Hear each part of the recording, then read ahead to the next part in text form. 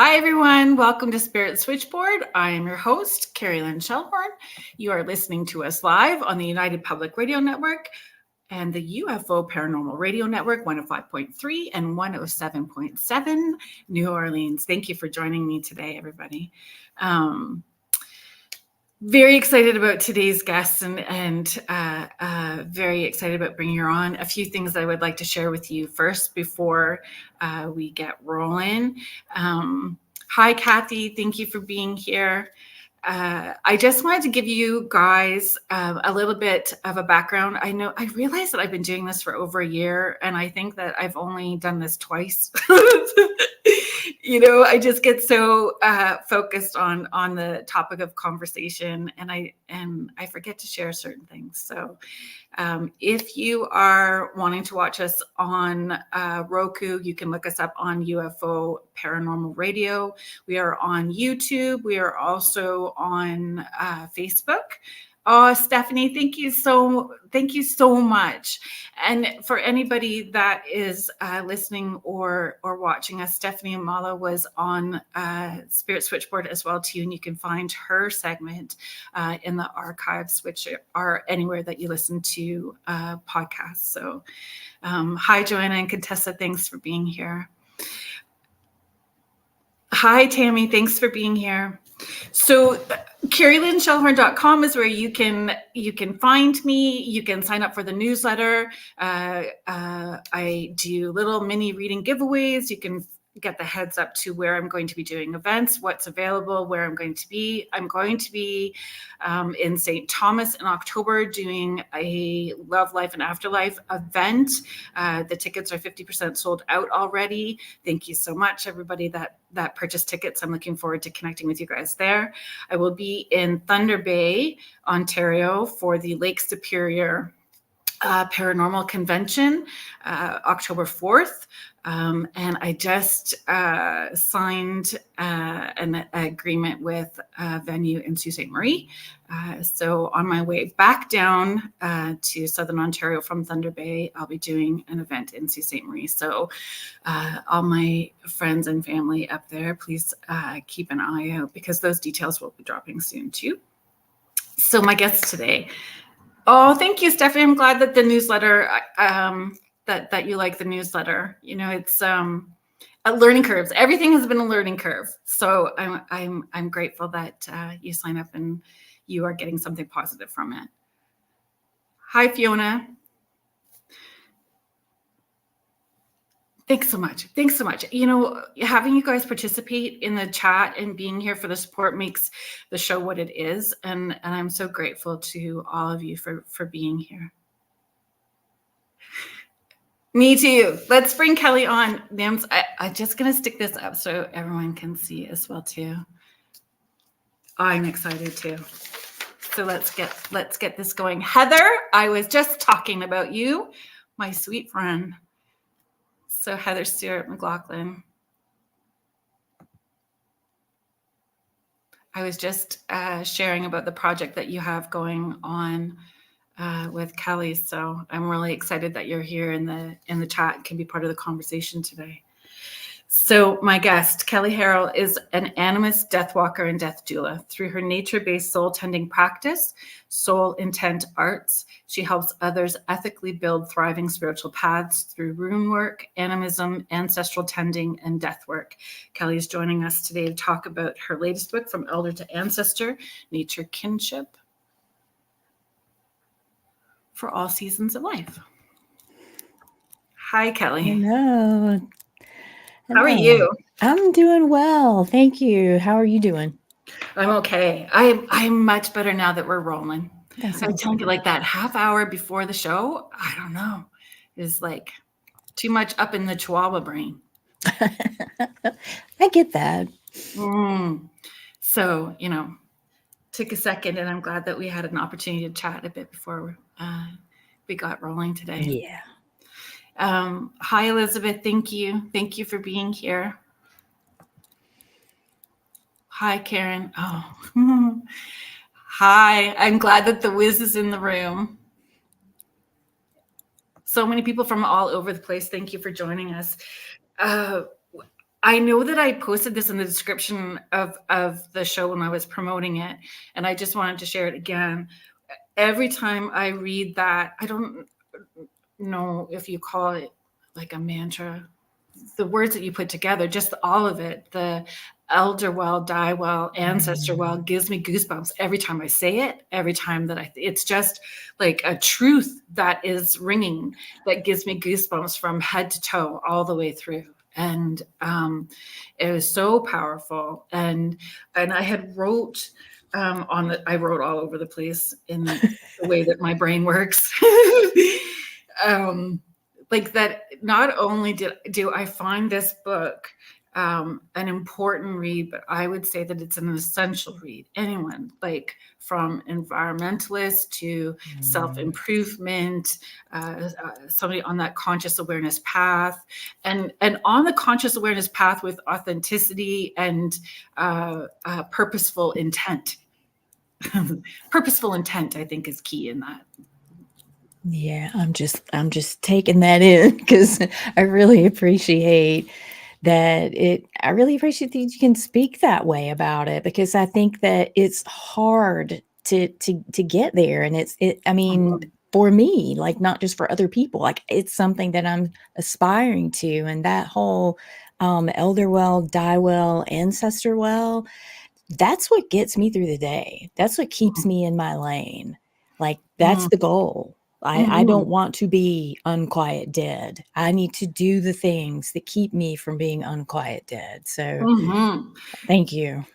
I have been able to connect with spirit from the time that I was little. So all of this is my normal full-time career for 17 years, and understanding what my intent was right from the very beginning. Highest good, greatest interest, most amount of healing for all, including those that are crossed over, and having that as the intent. Yeah. And so my children, I have 4 children. My oldest is 31, the baby is 19. And so I pulled this out because this was another thing that came up for me when I was reading the book. Immediately, it's a book called All I See Is Part of Me by Chara Curtis. Do you know I don't. of this book? Okay. So it's All I See Is Part of Me by Chara Curtis.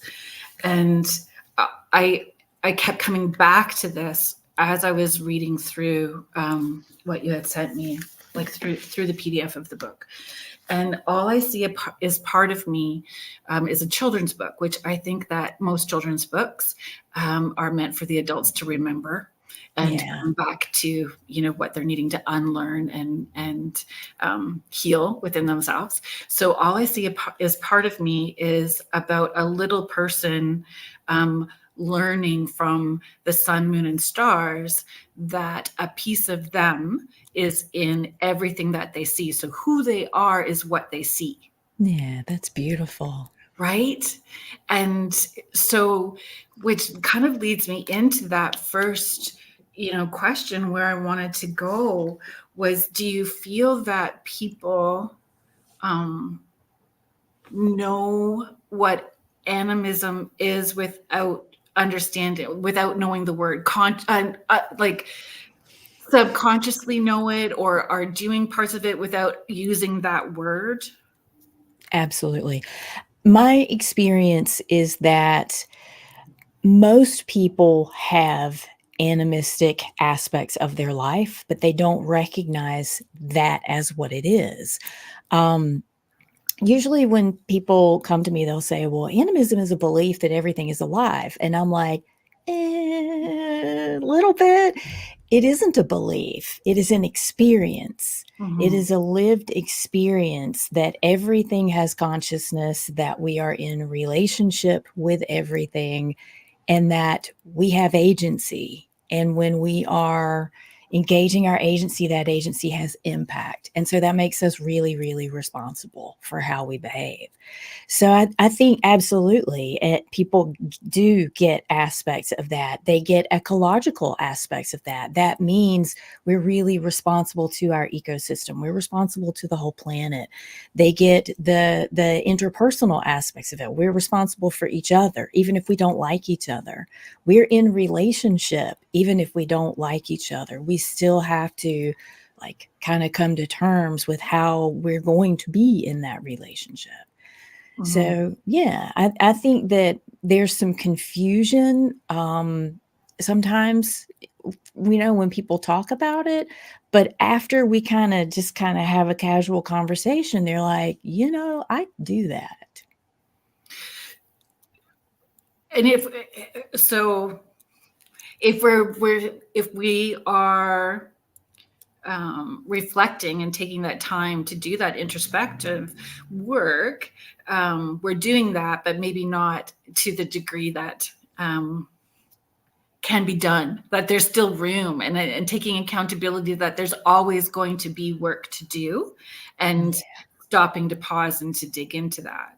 Like that phrase, love and lighter, just makes my eyeball twitch. I know. I'm with you on that.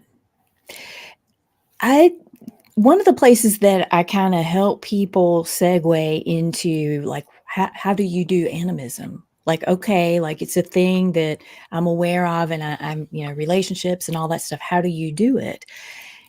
And again, this kind of a double-edged sword. You're already doing it. We are all born animists. It is, we think of it in this anthropological kind of thing from the way back past that, humanity used to be or used to practice. And the thing is, we're all born animists. We're all born experiencing that everything is alive and that it's talking to us, and we have invisible friends, and our stuffed animals are alive and real to us in that animated sense. But we are not necessarily carrying that through. And so, like, then we have to ask ourselves why. Like, what made it stop? What happens when we hit adolescence that goes away? And I engage a lot of people who are like, well, you have to let that go. You got to grow up sometime. And I'm like, let what go? What's the problem? What is wrong with that we have to let go of it? Then they hit their 40s and go, I need to think about what brought me joy when I was a kid. And I need to remember I played outside as a kid. Like, exactly. And then we have to unlearn all these barriers that we've created around the relationships that we're moving among. And like kind of an icebreaker thought in some of the coursework that I teach is nature already knows this. We're the ones who don't. It's been looking the whole time. It's been waiting the whole time for us to realize we are not part of nature. We are nature. Like, why do we have a word for nature? Why do we have a word for wild? What is exactly are the distinctions we're trying to make with those words?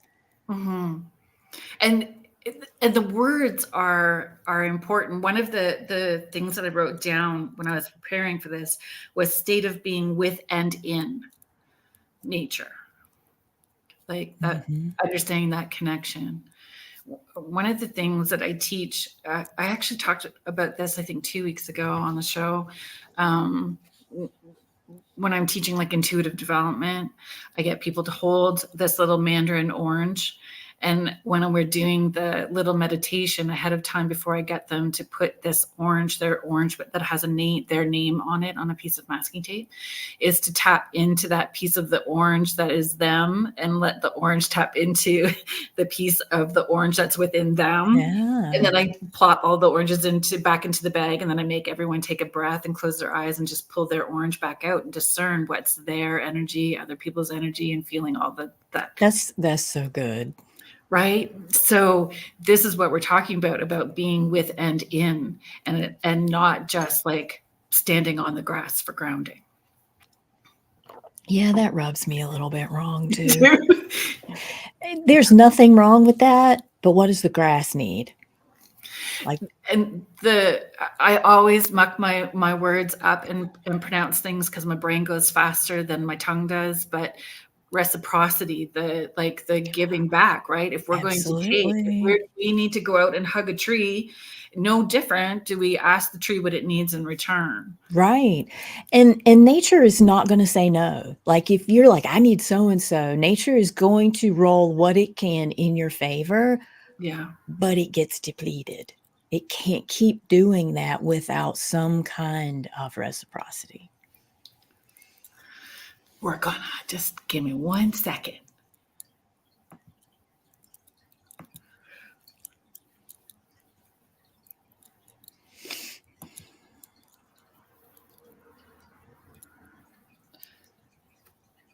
So I'm just gonna come up before I lose this, because I didn't highlight it to come back to it later. Kathy was asking, when you made the comment earlier about unquiet dead, what does that mean?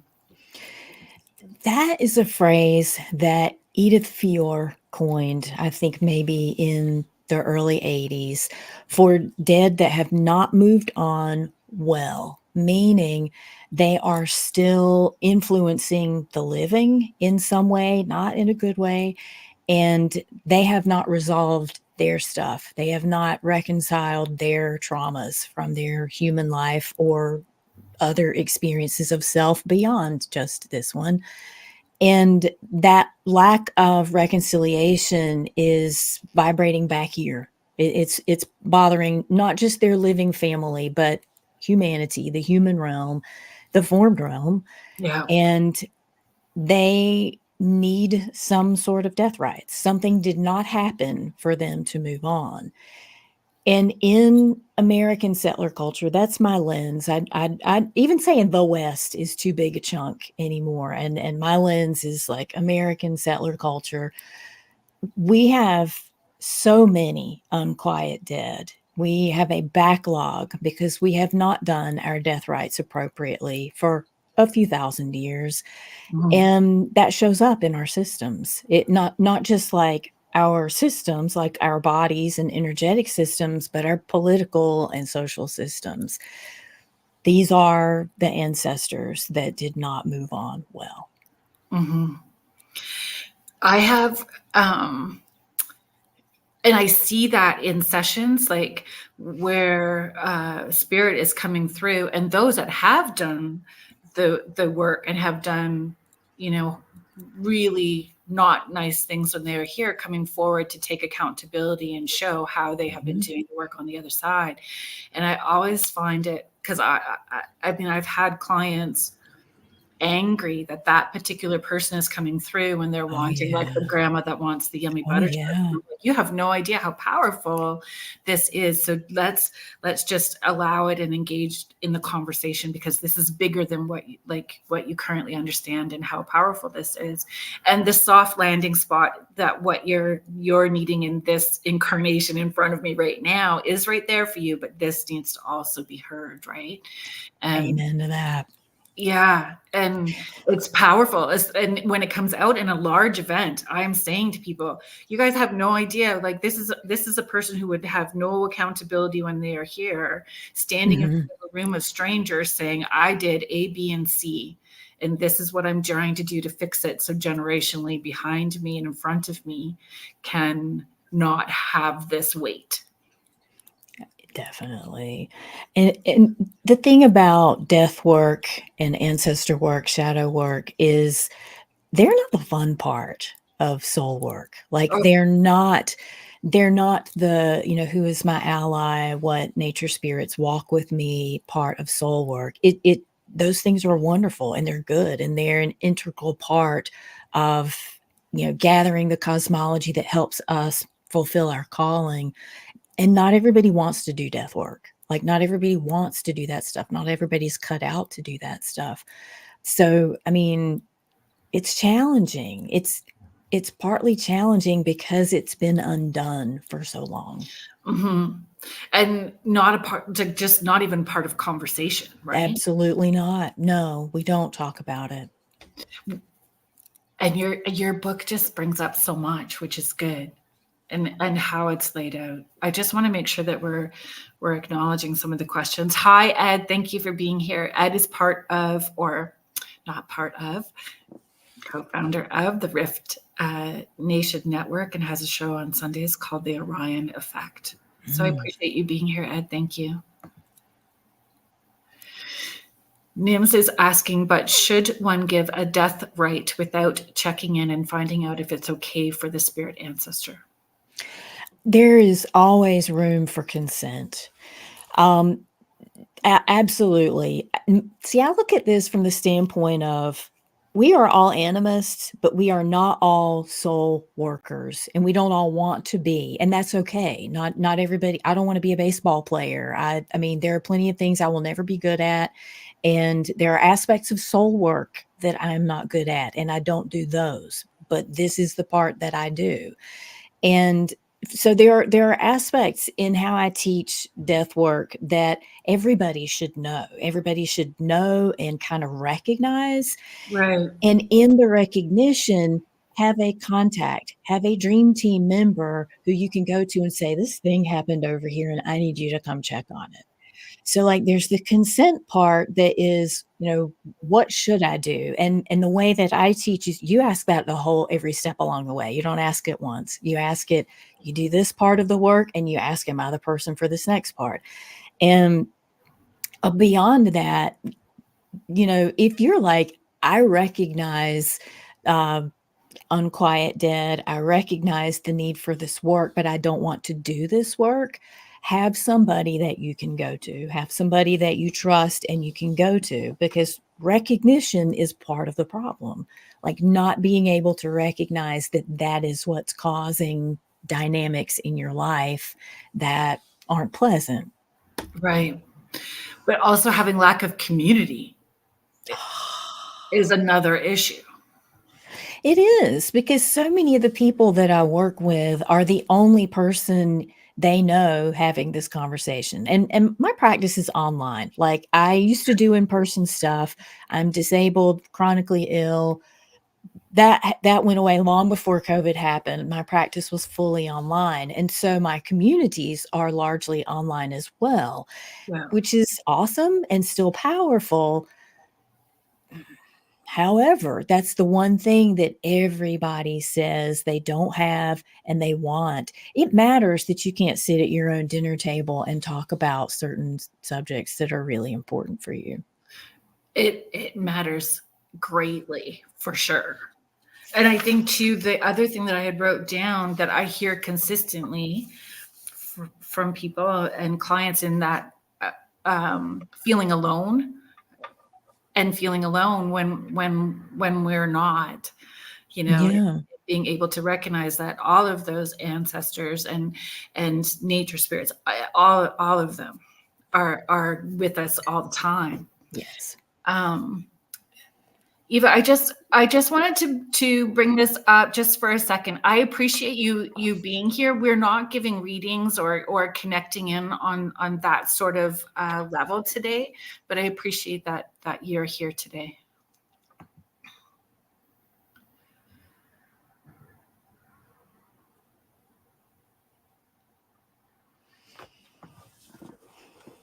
Thanks for being here, Paranormal Theory.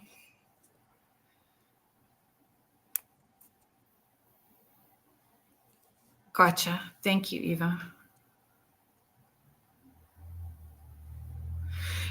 Sabrina is asking, what experiences do you consider unpleasant?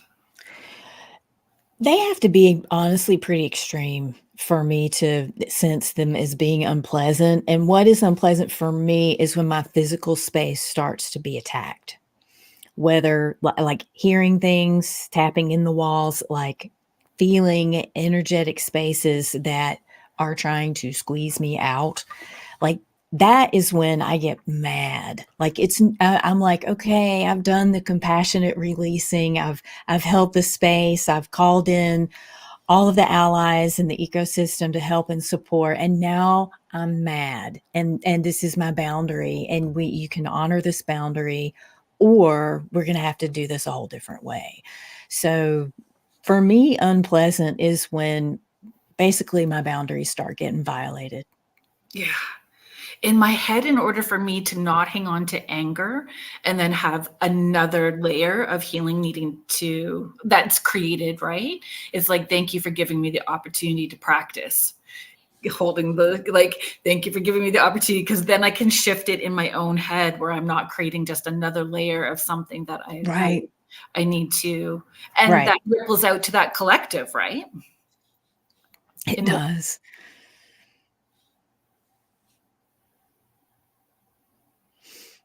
Okay, Contessa is just sharing, I'm very much into my family's ancestral healing and have my ancestral altar ready for rituals I do for ancestral healing karma within my family structure. That's beautiful.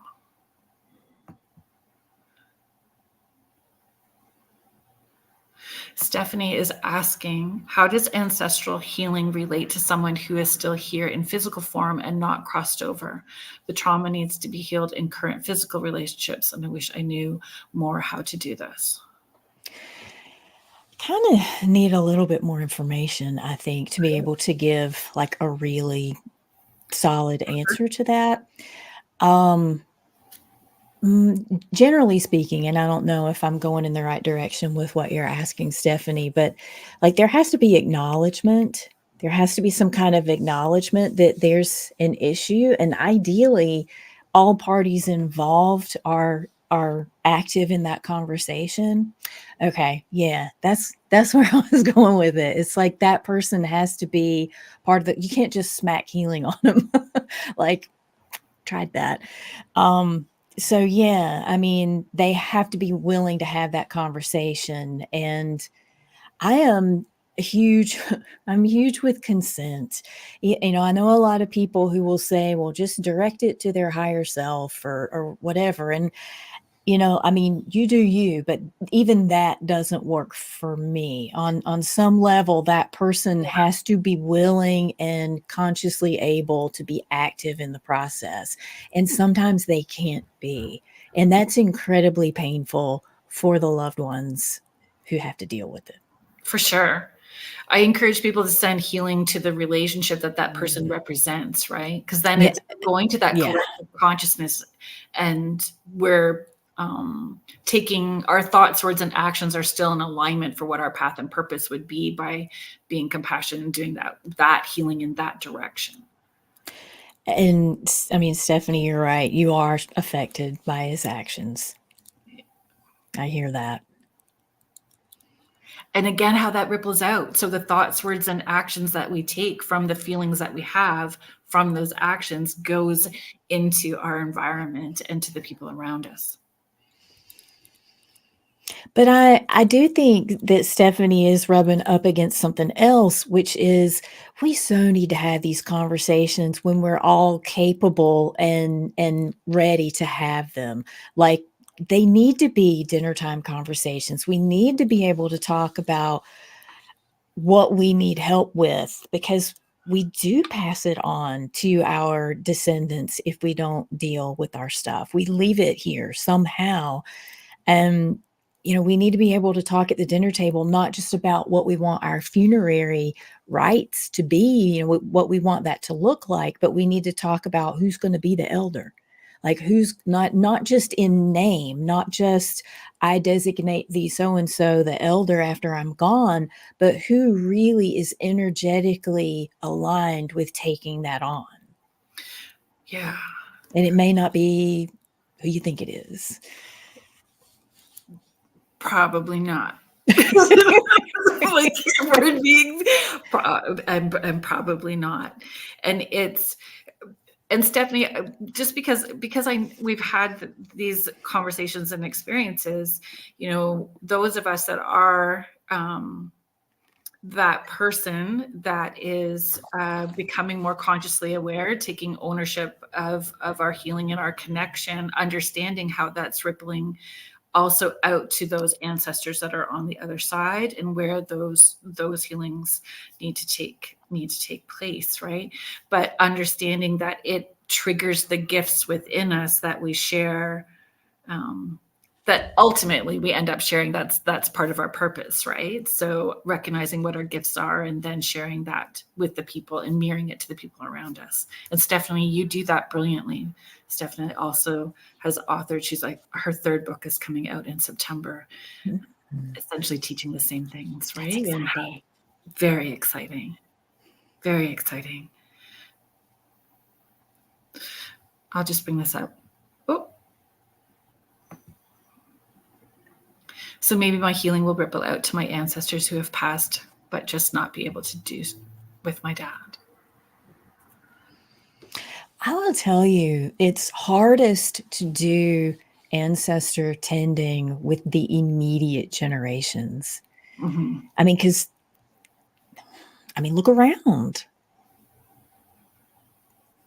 It's much easier to start with ancestors from way, way, way back. Mm-hmm. And ideally, I say ideally, but ideally, ones that were animistic, ones that understand and they know what we're trying to get back to, at least in terms of how we hold our awareness of relationship to space around us. Where do you feel that broke down? Did we go Dang. Shazam. It broke down. I can only speak to my experience of diaspora, which is European, Western and Northern European. It broke down when indigeneity broke down there.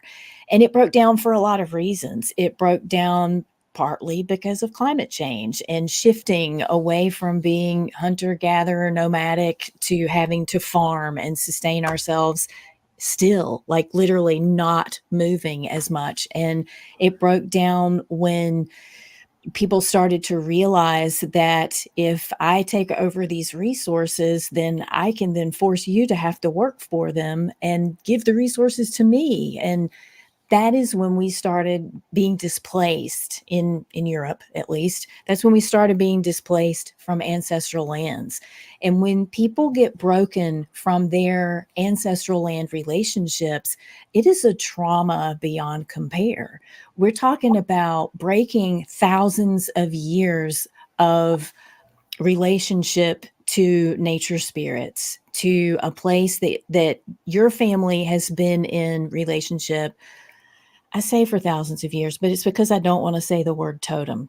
I get really edgy when people use that synonymously with like power animal kind of conversation. It's not the same thing. We don't even close to have the same thing. Totemic means a handed down relationship. It's not just, I work with bear. It's having had unbroken relationship to nature place, nature spirits, such that those relationships, each time they're handed down, they're already in place for you, and you're layering in your experience of those relationships to hand down to your descendants. Unbroken.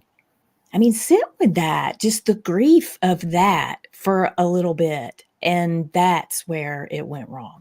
Yeah. And when it becomes broken, then we're disconnected from ourselves. We're disconnected from being able, our health, how our health gets affected from that break. All the lore that gets lost, all the spiritual relationships, the rituals, the places where our dead live, where our dead live, would have been where we did our rituals, and we don't have access to that anymore. Like that's a schism in the psyche beyond compare. We're watching it happen now around the world with other people. Intensely. Okay.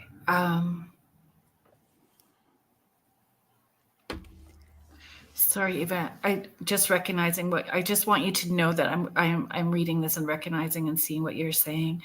I get what Stephanie is saying. I felt it. Death surrounds my husband. The one that hurts him the most is the passing of his daughter. He just can't let go of that negativity.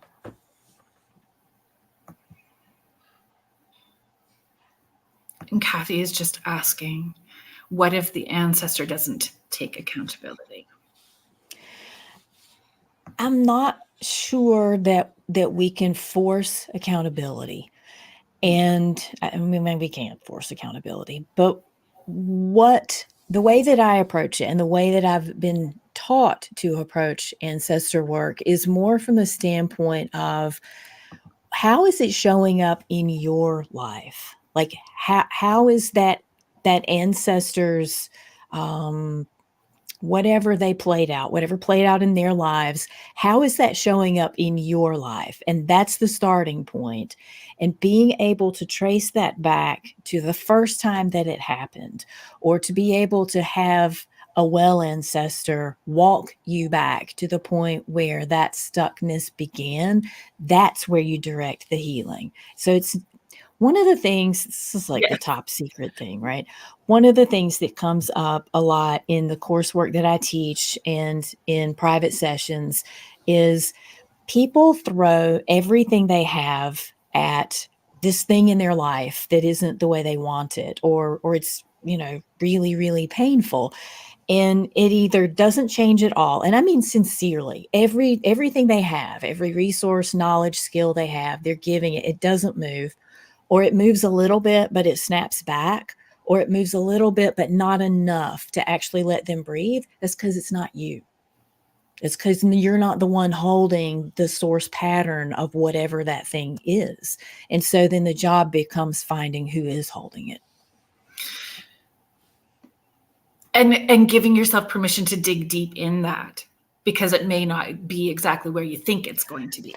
Or realizing that you're emotionally involved and you can't dig deep in it. And that's fine to realize that. It is fine. It is better to realize that than to keep digging and through your emotional involvement become even more entrenched. And again, I say dream team to my people all the time, but have a dream team of somebody who can do ancestor work. And you break that down in your book, and understanding that it's not just having, like, it's all the different layers of where you will need support. Because as you dig in, if we come back to that term love and light, or when you see people like in that love and light, I always, which sounds, I suppose it doesn't matter how I say it right now, it's going to sound judgy, but when they look all fresh faced and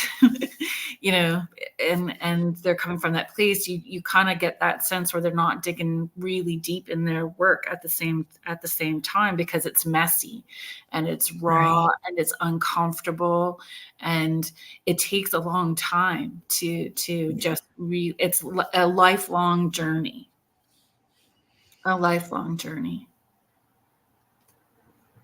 So the accountability, and we can ebb and flow with it too, right? Like, I think that was something I appreciated too when I started maneuvering through that, was you encourage people that you need to take your time when you're doing this. This isn't something that you can plow your way through. And for many reasons, you're looking at thousands of years of where this has been broken, that you can't just do all of this.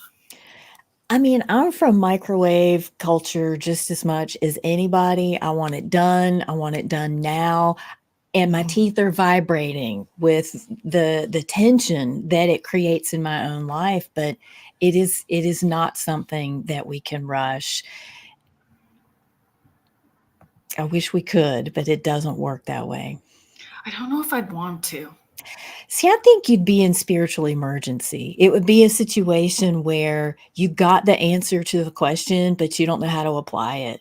You don't have a life that can support it, or you don't have the health. Your body can't support all that coming in right now. Yeah.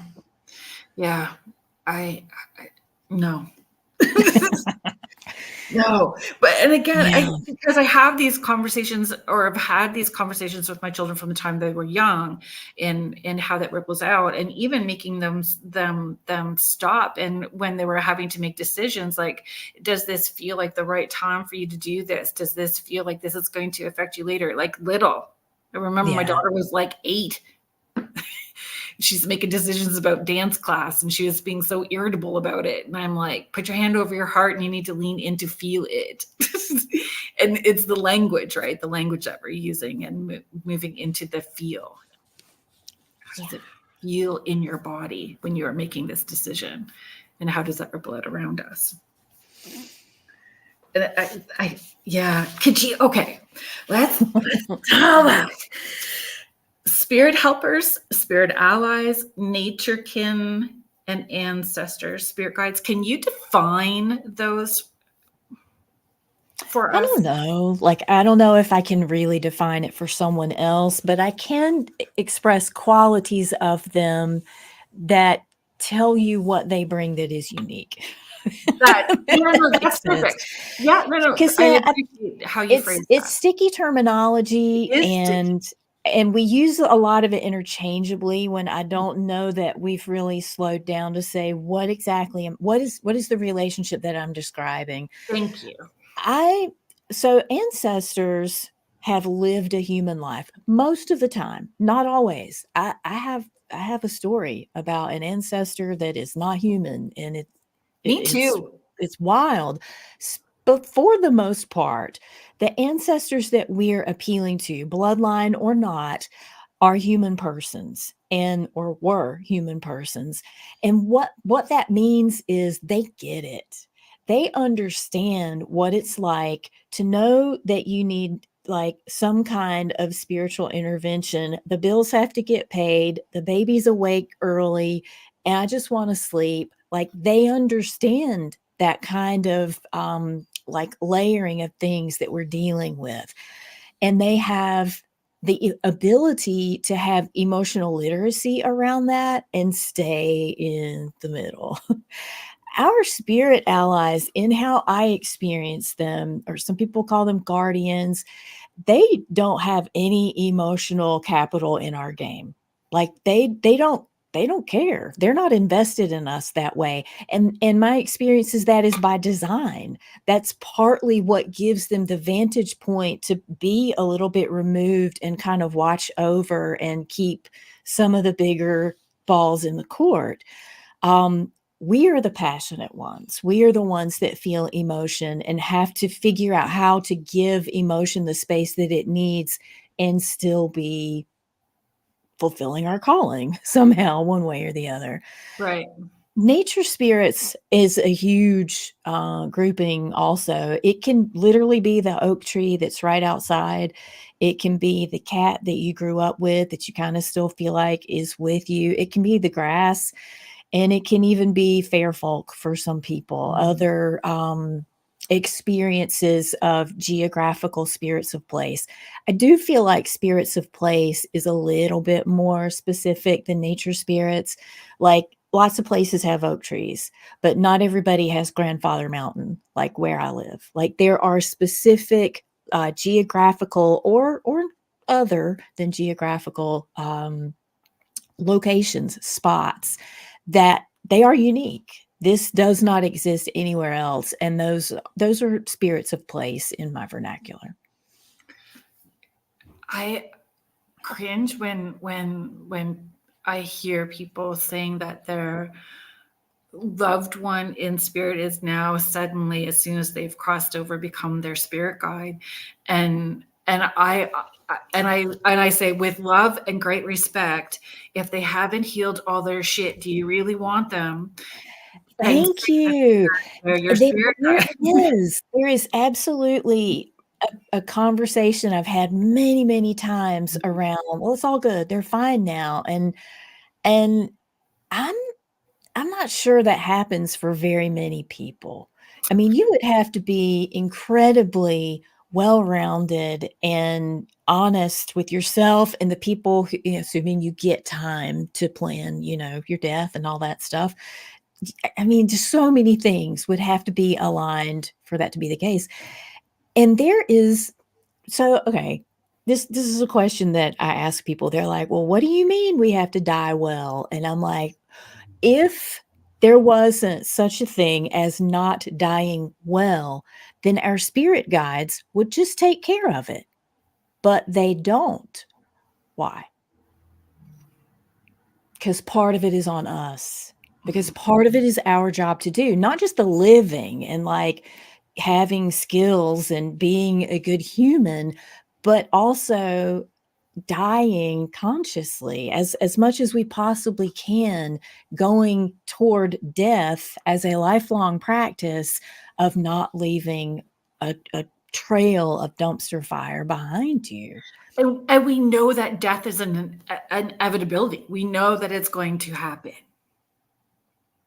So the not wanting to acknowledge death, not wanting to like discuss it, feeling uncomfortable about it, just perpetuates the issues that need to be focused. Right.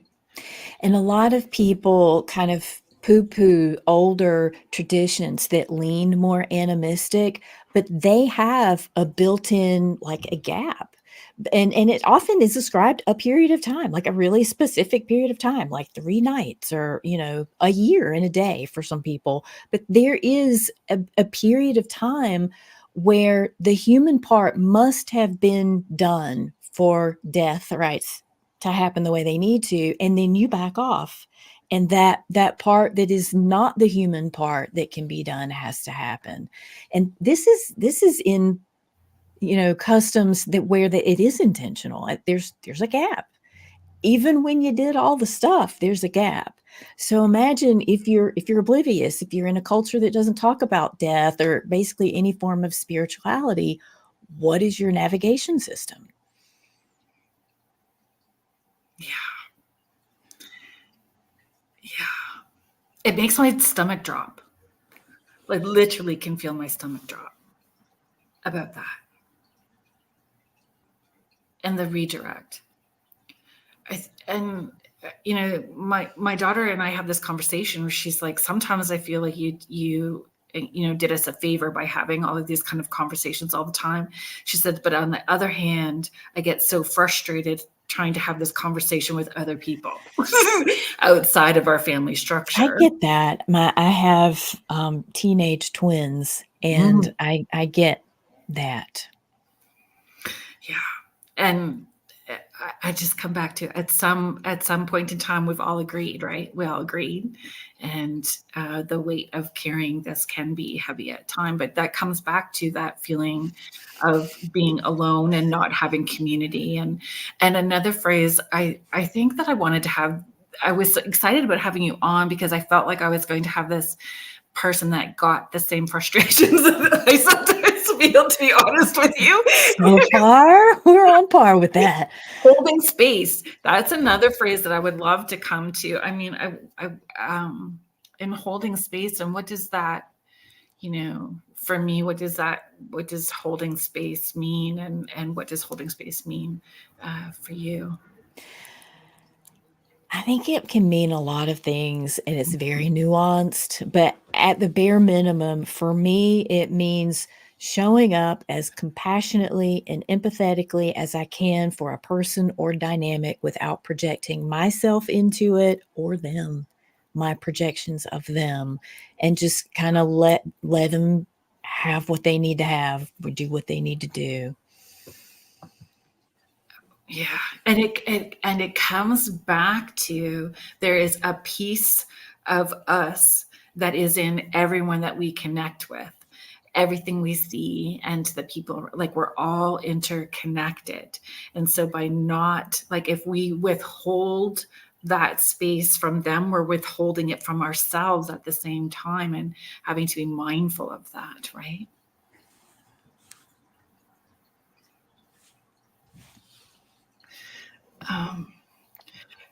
Kirsty Cook, thank you for being here. Kerrilynn Snook, thank you as well. Thank you for being part of the conversation and being in the chat today. Diane is just sharing, my 89-year-old blind mom is going into a retirement home in a month after 10 years of living with my sister. I can feel my dad visiting every day in spirit. He's my red cardinal sitting in the tree in the morning, giving us strength. He is showing up. I do feel the more that we acknowledge how the relationship is flowing between us and in spirit, the more receptive we are to, like, the bigger, and extending it out even more, right? Yeah. I think there's and beyond what we perceive, what we feel our guardians would be, or it's more things that you may not have seen before, can be part of that, what we are connected with. People want to stay fae, which is great, and we can tap in there, but creatures that we may not be accustomed to talking about are also part of it.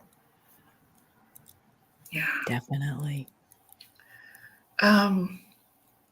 Okay, where did I want to go? Can you explain the Norse concept of Firth, right? Frith. Frith and Frithgard, which is kind of where I go with that in the book, is a concept of the availability of balance, peace, stability. And Frithgard is a space, like a designated physical space, but also energetic, where that is the rule. Like this is where we go to settle disputes. This is where we go to all gather as a community, and everybody is seen, everybody's heard. And this is the vibe that this is what we're giving, it's what we're offering to each other, and it's what we're leaving with as well. If I'm not understanding this correctly, then please redirect me so that I'm getting that concept correctly. Like that would be our place where we could feel connected to our spirits as well too. It's that guiding light point, so that we don't have to feel disconnected from our loved ones or our bigger picture on the other side, correct? And each other in human community. I mean, can you imagine? Can you imagine that? It's staggering to me. Yes. When so many of us feel homesick but don't know why. Yeah. Why? Yeah. Why do we feel homesick? So, like, one of the things I talk about in the book is finding Frithgard. Like, you know, where is it? Where is it for me? Where do I stand and I'm good? Like, like in my living space. And it's interesting because I could identify it really quickly where we live. And my kids, this is a few years ago, like maybe 6 or 7 years pre-COVID for sure. And I was like, do you feel it? Do you feel it? And they're like, over there.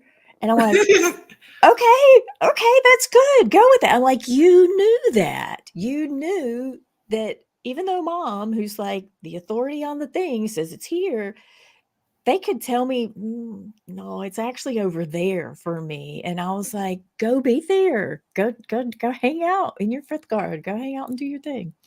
Yeah. And that's the best part, when we are taking accountability and we are sharing the knowledge that we have. They in turn can hold us accountable if we get off kilter.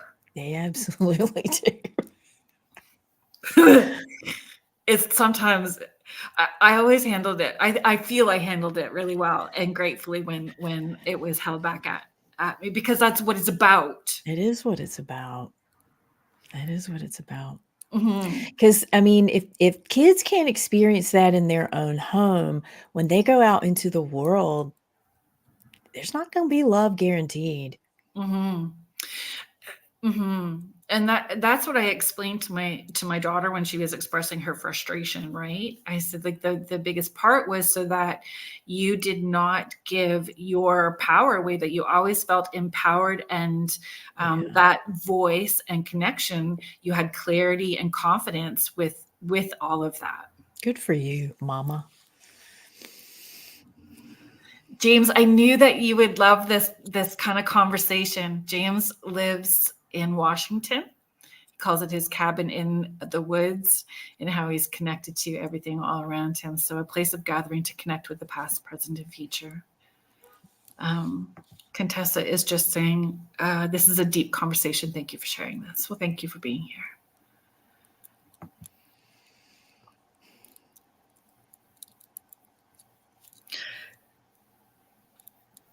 I'm sorry that a lot of I'm not sorry. So I'm just going to roll that back. I appreciate you taking the time to answer all of these questions, because I know that. Sure. Could you explain to our listeners, like, I know that we do have people that are participating in the live chat as well too, but 80% of the people that will have access to this will be audio listeners later, right? So death walking, exactly what? Some people may know the terminology psychopomp instead of death walking. And it is this understanding that souls must be moved on to what comes next. And I don't project to know what that is, or that it is the same for me or for other people, but it is the ability to facilitate that to happen, and to some degree to recognize when it has not happened, and that that's what needs to happen. And there can be a lot going on with that. If you're versed in other kinds of soul work, there can be unfinished business. There can be attachment to a place or a person or a memory, a thing here that is outweighing that soul's desire to move on. There can be all kinds of unique reasons for why a soul doesn't move on. And I always have a person say, usually at this point in the conversation, well, if they're good, why does it matter? You know, if they're not wreaking havoc, why does it matter? Consider like 4,000 years of that. Yeah, this is it, right? What you said. This isn't just about the one person. I feel sometimes like I'm bashing my head against the wall, because we talk about personal individual healing. So there's just this very big focus of individual healing, personal work, without the extended part of that and how it is connected to absolutely everything all around us and everyone, all that is. Absolutely. Yes. Say it again. Yes. And so that is the why that is important. Exactly. And that is a place that I go in the book. Like, there's a point where you reach an experience of like a collective self or a transpersonal self, maybe the word that people are more familiar with. There's a point where you really grok that and you're like, I'm going to live out of that. It is a choice to some degree. In this culture, it is a choice, not so much automatic, I would imagine. And like everything good that you need for yourself, for the other people who don't have it too, like that becomes part of my prayer. So yeah, I mean, you know, maybe grandma does kind of show up every now and then and just rock in the rocking chair, and that's a gentle reminder. That is not the same thing as unquiet dead. And a visit does not mean that she has not moved on well. It's complex. It's a complex thing. It is complex. And I personally feel those little snippets of the other side that do show up are that encouragement to do the work, the encouragement to understand more, and the encouragement. I like that. You know, the accountability and the personal work is great and important. But then taking ownership of how it extends out and being of service, like there's more to it in being of service for our community and like protecting and respecting our land and resources, right? And kind of like the other side of that, you know, beings get their death rights, they move on wonderfully, and they still can come back and visit. Like, that's the distinction. They did the work. They did the work this side, that side. They can still come back and visit. It doesn't mean that they're unquiet just because you get a drive-by every now and then. Yeah. That's not the same thing. How does it feel for you when the difference when I have someone that's fully transitioned and they come through and it's just this flow, it's light. Boom, boom, boom, Agreed. Boom, when it's not, it's like slogging through mud. Or like a lightning rod, like just a zap of, okay, I have to stop what I'm doing and take care of this right now. Yeah. And it used to happen all the time. Like, as like the bleeding heart, empathetic person, when I was younger, it happened all the time. In my childhood, it happened all the time. And I couldn't recognize it for what it was. And I had to mature and to get some skills. It wreaks havoc on our autoimmune system. It really does. Really wreaks havoc. And that, again, it comes to that complex place of self-care, right? And what self-care is. And self-care is, more than self. Yeah, it's what we're needing. Boundaries, proper sleep, proper food, like that self-care. And this is such a tangent, but nonetheless, think of all the people who don't get that. Right. And they're still hungry. Like they're still spiritually hungry. Think of all the people who, I always tell people all the time, everybody wants to like Shazam into the spiritual enlightenment moment. But the thing is, like, we're not built to do that. We have to have our physical needs met first. The house has to be ready. And enlightenment without the house being ready is burnout. It's absolute burnout. And then when you think of all the people whose needs are never going to get met, they're going to be in poverty. They're not going to get the education that they need. They're not going to get the job, the house, the shelter, the tenderness that they need. What does that say about who gets the spiritual resources? And where's the accountability in everyone else who can advocate or has that power to create the difference in what's accessible for everyone? And I've seen that disparity grow since COVID. It has not narrowed. That gap has only gotten wider since COVID. There was some surface stuff at the beginning. There was some surface where it looked pretty all kumbaya. And then it went right to an extreme other direction. Yeah. Uncomfortable, sad, and heavy other direction. Unsupported. Yes.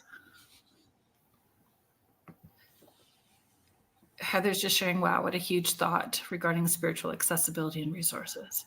It's deep. People say to me often, spirituality should not be political. Are we animists? Because if we are in relationship with both of those things. They are in relationship with each other independently of us. Yeah. So we're either going to be active in that conversation or we're not going to be active in it, in which case a lot of people's needs are never going to get met. Yeah. So I just want to make sure that I haven't missed something that I need to bring up. So then how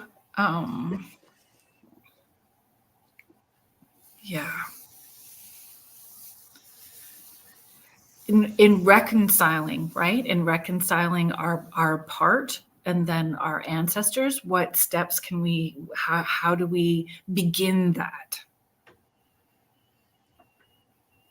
I think some of it is telling the truth about who our ancestors are. Some of it is recognizing that we'll never know. Like we'll never really know. We know what we feel and what we carry in our bodies and may not be able to identify as much as we can. I mean, I think even basic genealogy, again, that's a privileged thing to be able to trace your people, because if your people weren't noteworthy, you're not going to find them. Yeah. So, being able to do your genealogy is a huge privilege in being able to work out some ancestral patterns. I think, again, I kind of touched on this earlier, but I feel like our best and easiest approach is to ask for like an ambassador, an ancestor ambassador, an usher, something of the terminology that works for you, who's kind of like gives us the orientation, like who in your cosmology is the being who can give you an orientation into where you need to go next in your ancestor work. Like what's the next step? And I find that those beings typically step forward pretty quickly because they've been waiting. They have been waiting for that wavelength to catch, and making that connection is a really good starting point. Nams is sharing, I never thought of the thought process of political being hand in hand with being animist as well. That it's very deep to reconcile with being we do towards land spirits and spiritual ancestors. Do you keep up with the water keepers, the people who are guarding our water supply? I mean, that is political and it is deeply spiritual. And who's on the front line of that? Not our leaders. No. It's not our leaders. No. And that's where it needs to change. Yeah. Our leadership isn't capable of that. The history of leadership that we have had, at least in America, has not been capable of doing that. I think that it's fair to say globally. I'm with you. And some people have, again, the women who've been the water tenders are coming from traditions that are unbroken, and they get it. And their leadership has been trying to get our leadership to get it since we got here, and it hasn't happened. So, yeah. And Nims is sharing, wow, that's hard, especially in Florida, for the return of the watershed through Central Florida. Yeah, there's water, land issues happening. I'm in Ontario, Canada, so there's some stuff happening right now too, where it's just political people making choices that is tearing it apart, tearing the land apart. And it's sad, this whole watershed. It's painful. It's painful. And it feels sometimes like you're drowning, like it's not a losing battle, because we're making an effort, but understanding that it's still, we're contributing. And if our kiddos are picking up the light after, then we're doing it the right way. But there are days and times where that is tiring. Absolutely. Absolutely. And pay attention to these pieces of legislation that give personhood to forests and bodies of water and like large rock masses. Like, that is one of those places where we're doing animist things and not making the immediate connection. But yeah, they have personhood already. Yeah. We're giving them a legal voice. So I just need to be mindful of our time and do a quick station ID, and then we can come right back into this conversation. So if you are joining us, thank you for being here. You are listening to Spirit Switchboard. I am your host, Kerrilynn Shellhorn, and you are listening to us live on the United Public Radio Network and the UFO Paranormal Radio Network, 105.3 and 107.7 out of New Orleans. Today's guest is Kelley Harrell, and we are talking about Elder Well, Ancestor Well, and all seasons, the relationships of all seasons of life. And you talk about that, I think it was the website, so please correct me if I'm not getting that, with teenagers as well too. Like, you have a focus in supporting teenagers and helping them have that accountability. Is a course, a program? It's in the works.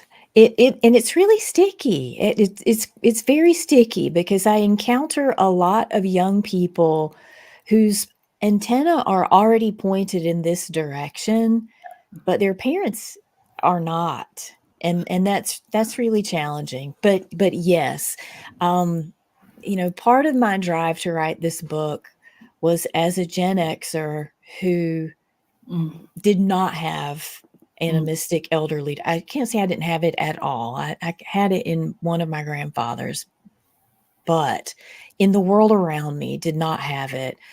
And it was part like my own owner's manual.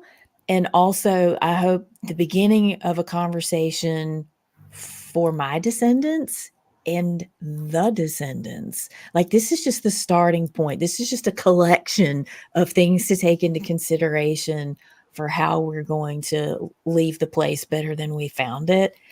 So I do feel pulled to take my work to younger people, but I think the challenge, at least where I live in the South, is going to be hard. Mm-hmm.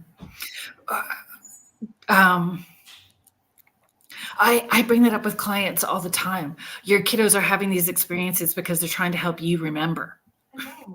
This is about you. And so where else have you had these emotions come up? And that's worth exploring and figuring out the why for you. And seeing that our kids are our teachers, not, students that we have to try to hold with a thumb on them. Sometimes that doesn't go over well, but I mean, it sparks a conversation, right? And that also has to be part of, when we are sharing that gift of who we are unconditionally from our heart space with the world around us and everything else, we have to do it with high intention, low attachment. We don't need people. We don't have to have this emotional, we're compassionate, but we have an emotional detachment from it at the same time. We do not have to be liked in order for us to do our work, because we're poking places that are uncomfortable. And ideally, we would be doing that with elders who understood how deep to poke, when to back off, when to not poke at all. And we would be doing it in a community of others who understood the poking and the backing off, and when you just need some soup, like that. It's hard to do this alone and hold the juxtaposition of I'm not doing it alone. Yes. Yeah. Having more living community to access, where you're not feeling so disconnected in the living world, right? And it helps when you have that understanding that you have a 24/7 flow and access to all that is around you, and that it could be that the spider on the porch is giving you that little protecting your space while you're out. Don't worry, I got your back, as you're walking by it, and recognizing that, that it's the full world around you. It's magical. It's so magical. It's funny. There was a class I was teaching.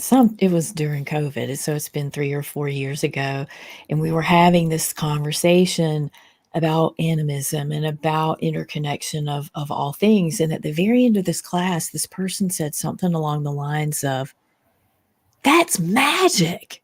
And I was like, "It is." And they were like, "I have not understood what magic is my whole life. Like I've thought I studied it. I thought I was here, but that's magic." And I'm like, maybe our definition of magic is not, maybe it's a whole lot bigger than we thought it was. Yeah. Yeah. How do you, or what words do you share for those people who are trying to balance out what mothering or nurturing or that space is, animism and their connection to all that is, when they have this ideology or passed down belief systems about needing to be a birthing parent, okay, so I think I probably came this close to not being a birthing parent. I had a lot of miscarriages. Me too. And and I have a question about that once you're done answering this. So I will hold my ADHD brain quiet for a second. Wait, my ADHD brain forgot what it was saying. Hang on. Okay. Sorry. But I mean, the souls that need to come to us are going to come to us one way or the other. Like whether we give birth to them, whether we adopt them, whether our sister gives birth to them, or that the plant in the windowsill, truly, they're going to come to us one way or the other. Yeah. So we can still lead by example because we're connected to everyone all around us. Doesn't all that is. All that is. And I get asked that question a lot, actually, about mothering and nurturing and all of that.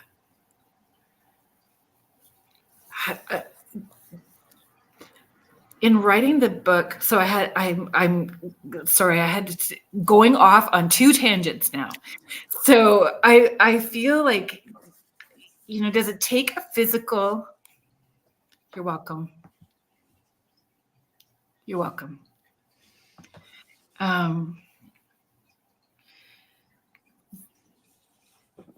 Is there an aspect, do you feel maybe that we're not addressing, those of us that are doing this work, where we are having all of those sorts of things? Or is it part of the healing process that we're carrying for all of those ancestors behind us? Those of us that are doing this sort of work where our stories are so similar, childhood traumas, abuses, autoimmune issues, reproductive issues, that it's a similar story. Yeah. Repeatedly. Yeah. Big breath. And I tell my daughter, this is why I'm digging into their shit. Exactly. I don't want you to. I don't exactly. want, or my boys, not necessarily. Exactly. It's not that gender specified, right? And you know what? That matters. I mean, just the fact that you get that, you are breaking curses, you are changing generational stuff just by being able to realize that and bring all the stuff that you do to the work that you do and the way that you raise your children. You're stopping it. You're saying no.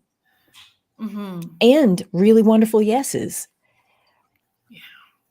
We all carry that. I feel on some level, right? Like when I was reading your book, it felt like my spirit was holding your spirit. Like I literally started to cry. I see you, I feel you, I'm tired too.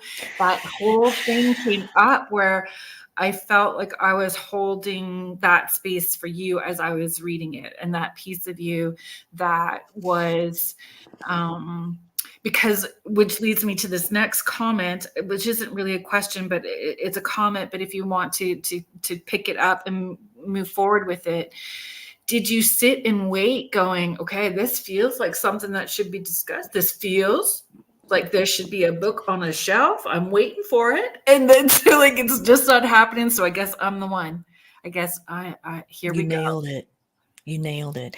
And there have been people like the Runes for Change community that I mentor space in, and the training community, the Spirited Path community. I mean, there are people who they have listened to me for years, be like, oh, like I need a book on this. Somebody needs to write this down. And I mean, I can't say I wanted to write it. I mean, I can't say that I wanted to do that, but it reached a point where every book I've ever written, I wrote it so that I wouldn't forget.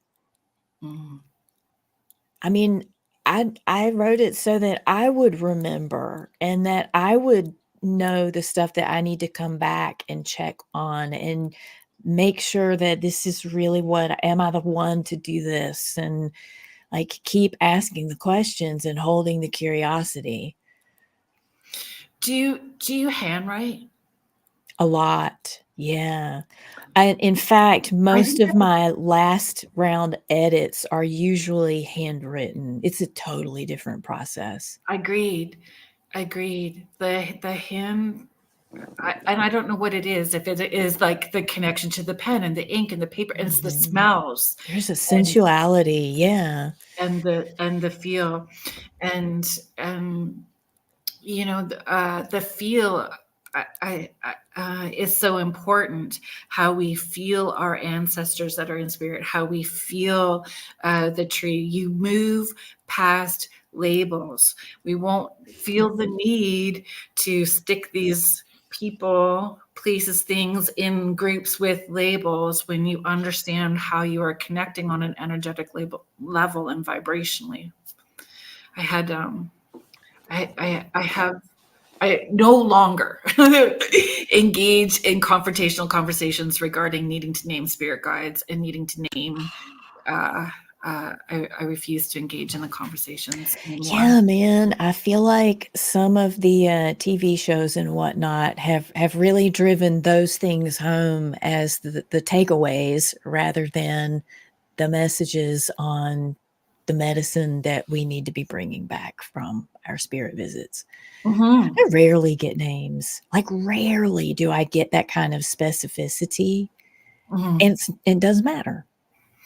I created like the connecting with your spirit guide, and I call it Who's Your Bob? Because I'm like, I just name them all Bob because I don't care. So it's like, Who's Your Bob? Yeah. Who's your Bob? Nims is just sharing. Thank you for writing so that we would not forget. But could have a placeholder to jump from to keep things moving forward. Thank you for saying that. Agreed. They are also saying, I had no idea that the energy that spirit guides may not give a name. I think for me, it's a collective. I've always had a collective them. Oh my gosh, yes. I don't even experience myself as an individual, let alone like all the other, like all kinds of stuff that's happening. Mm-hmm. When I name something, I pin it down. And I love writing. I love words. My whole education, I knew from the time I was like 4 that I wanted to write books and like. And you do it eloquently and beautifully. May I say? Thank you. And powerfully. It's a love-hate thing because you write it down and it's fixed in a way that is not entirely true. It keeps growing, it keeps changing, and you're just capturing this moment of words and like living into how classist English can be and how isolating when you use a, and the. That doesn't feel very animistic. Like going through the exercise of removing those articles, that's kind of a secret thing that's happening in the book. I start out using them, and by the end of the book, I don't. And my editors were like, "You doing that on purpose?" And I was like, "I am." And I was like, "Does it work?" Because we really have to retrain our brains to hold that awareness. Like whatever that awareness is for us, it's not the same for everybody. And for me, it's been retraining some word things. Yeah, a lot for me too. And I very rarely, okay, please accept this with all the love and good intention that I'm about to share. I don't share a lot of spiritual books. Like I don't even read a lot of spiritual books. And in my head, because I say like I'm connecting in on it's my daily job is connecting in on the other side. So I am getting this download information real time. Here we go. This is where we're digging in deep and stuff like that. What I appreciate about your book and why I feel it is essential reading and important reading is how you lay it out and how we are interconnected to everything and all that is around us. And it's looking at the digging into the why, creating community, reconciling, and then sharing how you break it all down. And I feel people don't know how to ask the questions.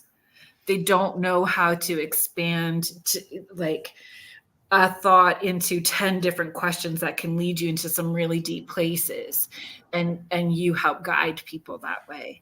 And again, why that's it, you know, you do it slow. Don't Thank don't you. roll through it too quickly. Yeah. Hey Richie, thank you for being here. So Banter with Richie B. Please take a follow on YouTube. Banter with Richie B. Saturday nights, right? Saturday nights. All kind. TikTok, follow him all over the place in his journey connecting with Sasquatch and his property. What's going on is pretty magical. When you talk about places that have some sort of ancestral connection, or that is powerful, I would say Richie's property definitely is holding that space, and it's something that he's been experiencing and sharing with everybody. Cool. And live, like I'm going out onto my property and having this, and you follow. So there's no editing, no, you know, trying to shift the perspective. You're going to have that experience from your past experience and watching it and helping him understand his property, which is pretty cool. So Nims is sharing animism is a trip through unlearning societal constructs or boundaries, but not limited to just that. Foray into shadow work. So that was a question actually somebody had asked earlier that I had flagged but didn't address with you about exactly understanding shadow work. I think there are a lot of different perspectives to have on it, and so I encourage people to read and look around. The way that I started to know shadow so like I don't know if this is your lens exactly, but soul retrieval. So like that's kind like, okay, so 20 years ago, nobody knew what that was. It was like nobody knew what that was. 10 years ago, people knew what it was. And then 5 years ago, they thought it would solve everything. And the thing that I started encountering when I was doing and receiving soul retrievals, you know, almost 30 years ago, were these other parts that were like, they're not gone, but they're clearly not participating and they don't like me.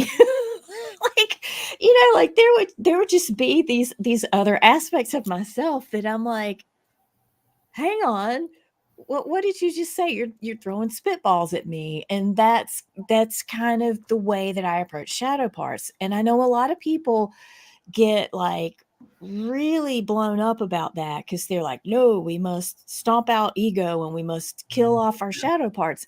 I've never met a part of myself that was healthy for me to kill off. Many have died, not the same thing, but willfully like sloughing off a part of myself and saying you must be gone, that's not the way it works for me. Then how are you whole? It is right. Exactly. How are you telling the truth of your lore? Yeah. How is it informing you to be better? Because your shadow is savvy. Shadow parts, even not even just one shadow, but your shadows have mad skills that you need to hold on to. You just need to know when to pull them out. You can't pull them out all the time. Yeah. You just need to have them tempered with emotional regulation and the capacity to have compassion and empathy for all involved and still take their wisdom into the situation. And so there are some people teaching that at a really good level now. I feel like if you're not familiar with Christina Pratt's work, she's cultivated an approach to shadow work that I think is brilliant. And I know there are some other people doing shadow work as well. But for me, yes, there's a process, but it was that experience of realizing, okay, I know what soul fragmentation looks like. I know what it looks like when it's gone. Like it's not completely severed, but it is not having a say-so. And the absence of that say-so is a glaring omission, and I need it back. This was not that. This was somebody in my space, but they were not participating with me. They were participating against me. Yeah. And that's where my initial experiences of shadow parts started. And then learning to understand that they're usually almost always at the beginning the kid versions of you. They're the kid versions of you that did not have information they needed in a situation that they had to have it like right now. They did not have an understanding of how to react or respond in a situation that demanded more of them than they had. And so they just kind of did what they had to do. And then as an adult, you start realizing, I know better, but I'm still doing that thing that I did when I was 7, shadow part. Yeah. Yeah. When you're asking yourself, why do I always do that? How come my knee-jerk reaction is this response? Or, then this is what you're dealing with. And I always call it like a little kid or like a bad puppy. And I need to stick it in timeout and we need to figure it out. Mm-hmm. Like, this is where we're going to go with it. Nibs is sharing, soul retrieval doesn't solve everything serious. Tip of the iceberg stuff. Agreed. Embracing, accepting rather than ridding of the shadow. Because it's just there, it's there to teach you. It is there to help you be part of that whole. Another good angle to deal and accept. Agreed. It misunderstood, and I think that's where media it's almost like counterintuitive, like these things become a buzzword without really understanding. Like They do. And just to be blunt, I see people who express themselves as skilled practitioners saying things like, you must kill the ego. Like, still, not even just 20 years ago. I see them saying that kind of stuff now. And I'm like, that's when my sassy pants come on.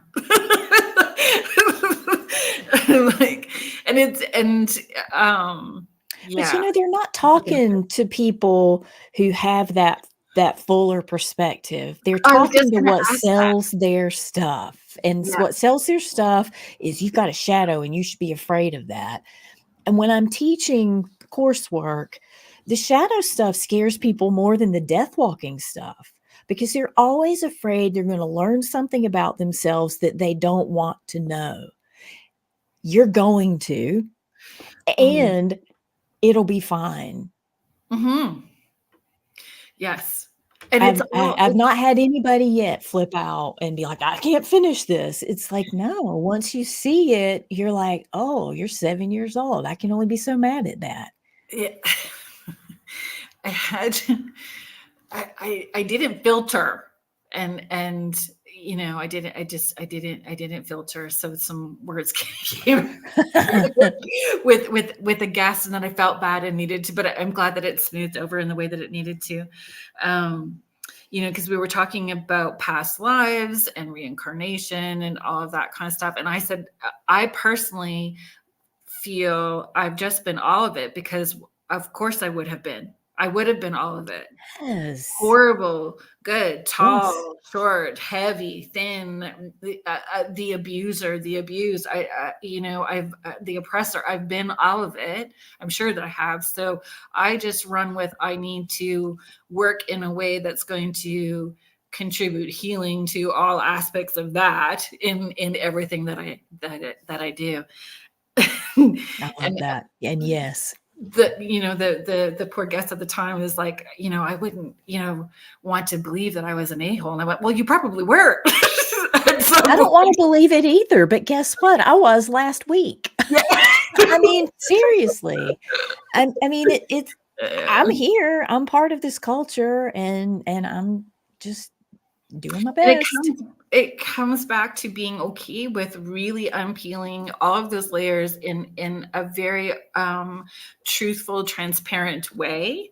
And it doesn't mean that you have to wallow in what this is. It's exactly transforming it and using it so that you can make change for other people who don't have the means to make those changes. whenever this is what I tell myself, whenever I make something that I've done, or even something that an ancestor has done that I don't want to deal with, whenever I become ashamed of that, I'm making it about me. I have stopped the process. And I'm not saying don't feel shame. I'm saying you need to feel shame. You need to recognize that that is what shame feels like. Because when you can feel that, you'll be like, oh, I'm centering myself instead of the collective healing that needs to happen here. Yeah. It's a journey. It is a journey. And recognizing and being okay with it's a process that is going to take a long time, that this is it, and giving yourself the grace that you need to do that work. And that's hard for you to do as well too. And that, I think that's a point of the book as well. Like, in our culture, we have this perspective that's like, when you hit this certain age, you're an elder. I know a lot of butthole people over a certain age. They're not good elders. I mean, the age, it's not about the age. And that's what I really want to reframe people's ability to think through and feel through. It is a lifelong process. Becoming a good elder, it's not something you're like looking down the barrel of the end of your life and you gotta fix it right now. It's a lifelong devotional process of relationship. So if we were looking at, sorry, I'll just bring this up and then we can, then we'll move forward. I like the idea of dealing with the previous ancestral contracts that may have been left out there, that have influenced my now, and using shadow work to try to close them or rewrite new contracts. Thank you so much for being a part of the conversation, Nims. Okay, ADHD brain went sideways. So eldering well. So eldering does not have to be in alignment with a certain age. Then what about dying well? And dying well at different ages? Yeah, I mean, when we think about, so how we live is how we die. Like that's the formula. And what I mean when I say that is, some people can have extremely traumatic lives but they die gently. They still have some stuff that needs to be reconciled if it didn't get addressed. Some people can have really chill lives. They from their vantage point have not experienced trauma, but they have an extremely traumatic death. They still need death rights. They still need somebody to help them.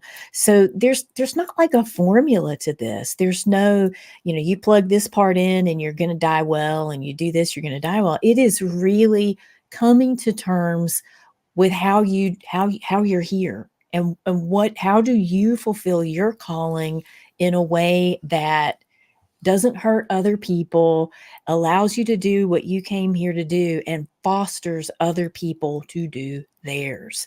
And that's a broad stroke. And I teach from that standpoint. And some people find it really frustrating. They're like, no, I want step 1, step 2. I want step 1, step 2 also, but it doesn't work right now. Like I don't, if ever, it isn't working now in the way things need to change in systems here. And so, yeah, I mean, becoming a good elder, dying well, we have to figure out what that is for each of us, and find the dream team that can help us in all the different supports that are necessary to do that. I know that, we're kind of winding down in this last hour. And I don't want to leave out the rune work that you do, and understanding runes. And if you could talk a little bit about runes. And I find runes fascinating. Definitely pulled to them, but also like the sigil part of it. I like them as a sigil. So I've not seen runes that I've been pulled to specifically, but created my own at the same time. So I would just love to hear how rune work, is in alignment with doing death work. Yeah, thank you for asking that. Curiously, rune work crept in for me even before I started, doing any formal spiritual study. That was kind of like the first place that I was like, no, this is supposed to be here. I was like maybe 17. I work with the Elder Futhark, which is Icelandic, Nordic alphabet system that was used until around 500 Common Era. And we're changing, like we're seeing that date move as things melt, literally, as things melt, we are finding new carvings and whatnot that indicate they're older than we thought they were. And they were used in places farther spread than we thought they were. But most people use them in a divinatory fashion, like as an oracle, in the way that people would use the I Ching or the tarot. So the elder runes are an indigenous oracle in that capacity. But I think they're hard for a lot of people to grok. People have flocked to them over the last decade. I think that Viking show did a lot to push the runes. No, seriously, You want to did a lot. Have your hand licked though? Have you ever just wanted to so you dress for your job? That whole dress for your job. And there's so much power, getting people to breathe onto their runes and blow their question onto it. Like there's just so much to it. But maybe it is the Viking that happened. That's funny that you said that. But a lot of people are afraid of them. So the tarot has taken up so much of that space, and so many different decks are available now, and they're beautiful. And you, even if you don't know a thing about them, you look at them and they're evocative. You look at the runes and you're like, what the hell? Like, what even is that? And so there's, on appeal, there's a little bit lost, I think, for people. And unfortunately, some of the most significant resources were really bad resources. They were Nazi rooted. They were completely made up, pulled out of thin air. They're not based in cultural context. And those are the ones that are like holding the top spots on Amazon still. I kid you not. Wow. So my book before this one that came out in 2018 was How to Use the Runes as a Devotional. It's called Runic Book of Days, and it is literally working with the runes in a calendar system. So that's one of the many other things that they were used in were calendar systems. There were runes that presided for certain days, and it was different regionally. How animistic is that? One calendar to rule them all? No. That's fake. That's artificial. And so this approach to this organic timekeeping spoke to me. And also I needed a devotional aspect to it. I needed something. Again, I wrote a book to keep myself in line. Right. Like it breaks down, they're called half months, where you work with one rune. There's 24 runes. You work with half month runes for about 2 weeks-ish and proceed through the year. And it is so amazing. It speaks to me so much working with the runes that way. And in terms of death work, there's so much overlap in the runes and death work. And I feel like COVID helped me really come into relationship with that. It's easy to for me, at least at this point, it's easy for me to look at the runes and be like, oh, it's telling me this, it's telling me that. And then I'm like, but that is not reflected in the world around me at all right now. And so how do I hold that? And so there was this experience of how do you hold that there is promise and shadow at the same time? And there's death work components to that I write a weekly rune cast that people can, if you're in the Runes for Change community, they get the full rune cast every week. And it just keeps me in my lane so much. James is just sharing Your rune newsletter is so helpful for me weekly. Thank you for that. Thank you. Thank you. Thank you. And I know James casts his runes every day as well too. When I started doing the runes, it was feeling pulled to different representations as well too. Like I have chicken toe bones, Mm-hmm. I have rocks, I've got Yes.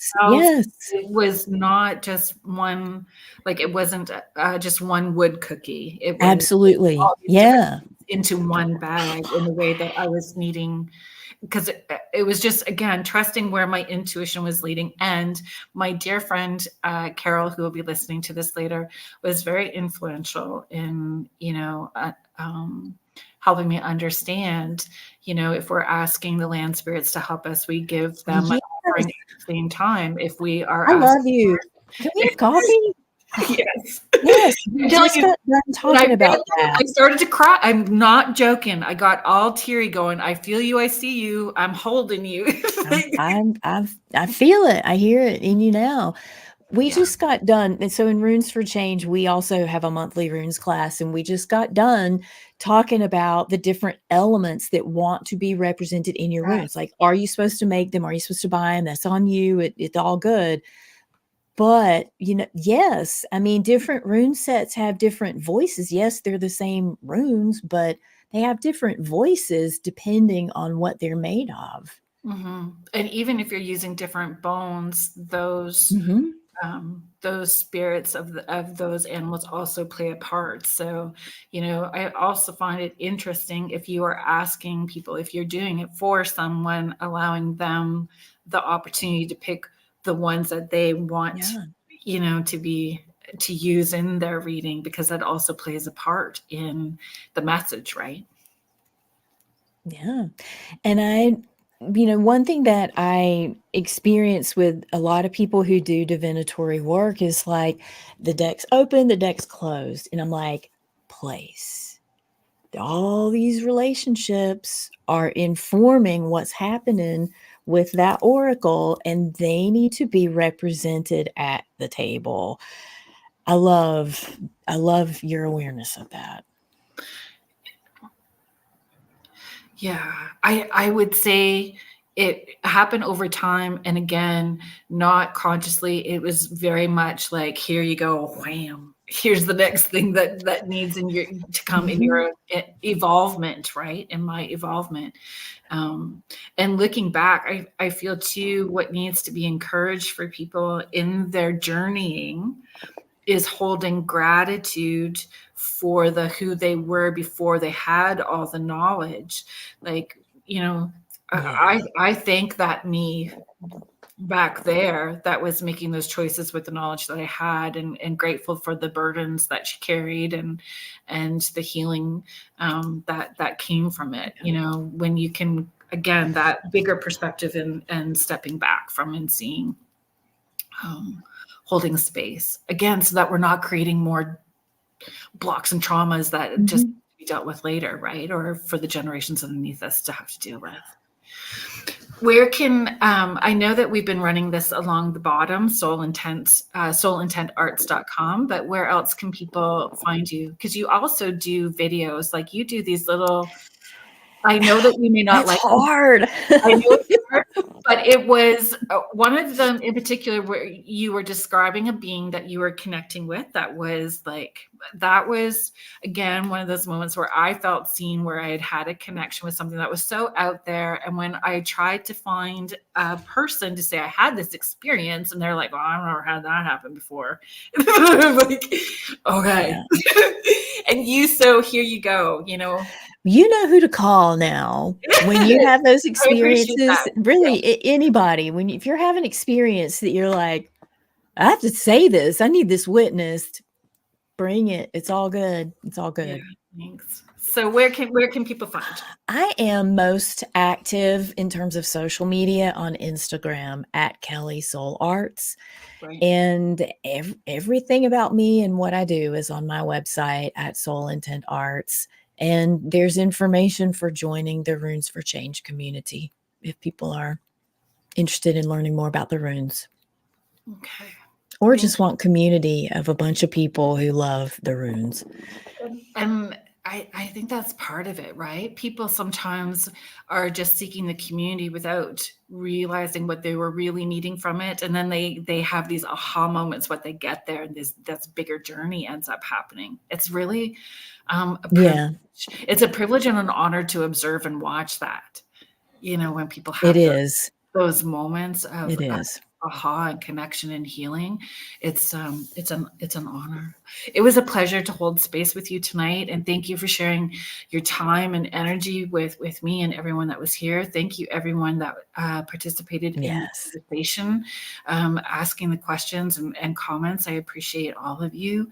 A big shout out to the United Public Radio Network and the UFO Paranormal Radio Network, 105.3 and 107.7 FM out of New Orleans. Thank you so much for being here. If you guys are staying in tune with the UPRN network, Jeffrey Pritchett is up next with the Church of Mavis. Please hang out and give him a shout out as well too. So thank you so much everybody for being here. I will be here for you guys next week at 6 p.m. Eastern Time. Have a good night, everyone. Thank you.